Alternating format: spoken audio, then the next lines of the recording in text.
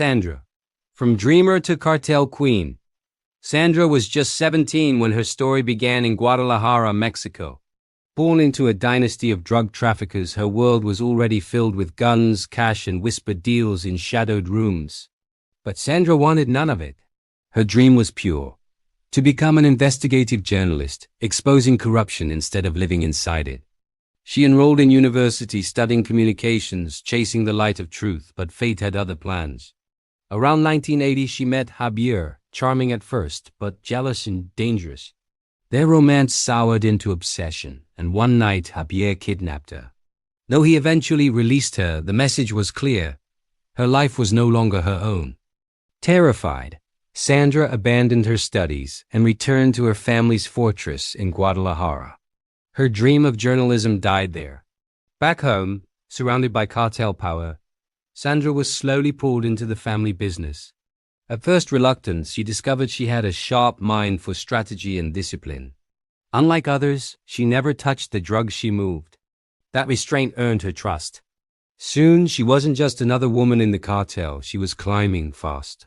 Sandra learned to wield her beauty as a weapon. She seduced kingpins, married corrupt officials, and even grew close to El Chapo himself. By the late 1990s, she was no longer a pawn. She was a player. Then came El Tiger, a Colombian trafficker with ties to the cocaine empire. Together, they built a bridge between Colombia's producers and Mexico's smugglers. Sandra oversaw shipments worth millions, moving tons of cocaine across oceans and borders.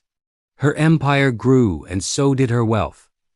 Luxury homes, Bentleys, artists, and a glittering collection of 300 pieces of jewelry.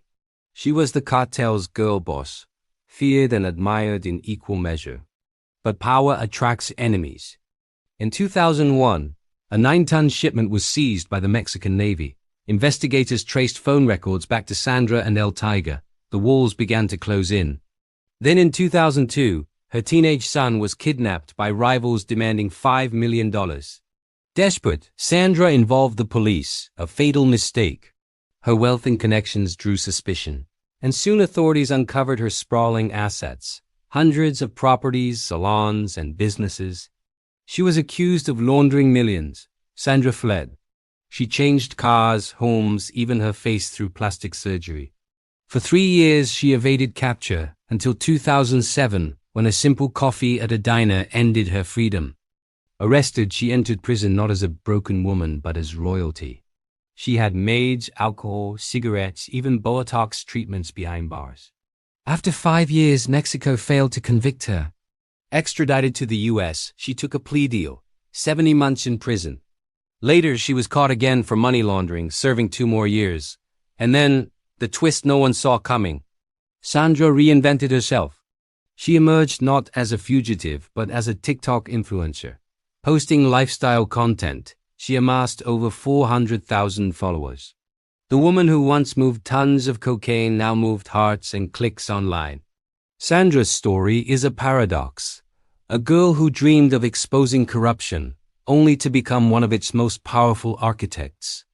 A fugitive who turned prison into a palace. And finally, a cartel queen who rebranded herself as a digital star. The island of brotherhood, it began with a spark of rebellion. 6 boys, restless and hungry for adventure, slipped away from their boarding school in Tonga. They stole a small boat, laughter echoing in the night as they pushed off into the open sea. Freedom tasted sweet until the ocean turned against them. The storm came without mercy. Waves rose like mountains, tearing their vessel apart. By dawn, the boys were clinging to wreckage, battered and exhausted. Ahead loomed a jagged island, uninhabited and unforgiving. Ata, the island offered no welcome. Cliffs towered above them, water was scarce, and hunger gnawed at their stomachs. Yet instead of despair, they chose discipline. They divided tasks, built shelter, and coaxed life from the barren land. A garden sprouted, chickens were raised. Rainwater was captured in hollowed logs. They created more than survival, they created a community. A fire was lit and kept alive for months. A makeshift gym kept their bodies strong. A guitar, carved from driftwood, kept their spirits alive. When tempers flared, they resolved disputes with timeouts.